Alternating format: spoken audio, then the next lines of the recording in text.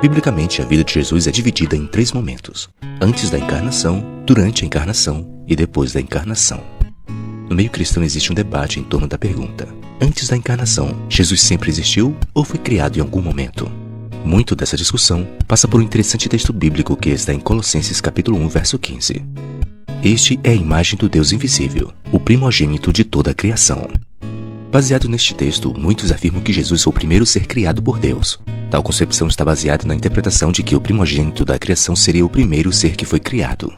Porém, tal interpretação não é tão correta à luz do contexto bíblico por algumas razões. Primeiro, a palavra grega para primogênito, prototokos, não significa necessariamente o primeiro. Ela tem outros significados e nem sempre ela se refere a alguém que nasceu primeiro. Um exemplo claro disso é o rei Davi, que no Salmo 89 é chamado de primogênito, embora fosse o filho mais novo da família.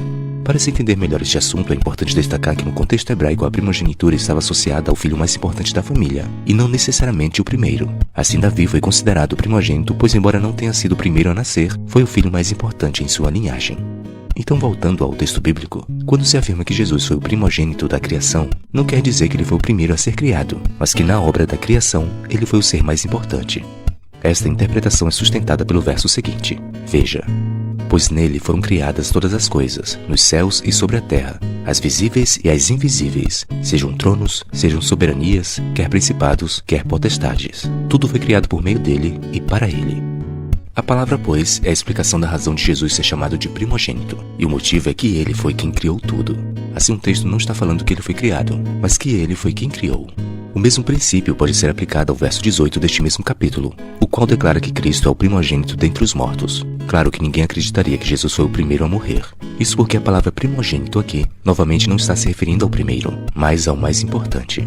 Sem dúvida, a morte de Cristo foi a mais importante que aconteceu no universo. No contexto da criação, Cristo é o mais importante, porque ele foi o agente da criação. Ele que falou, haja luz, e foi ele que tocou no barro para criar o ser humano. Atestando a eternidade de Jesus, Paulo conclui no verso 17: ele é antes de todas as coisas. Nele, tudo subsiste.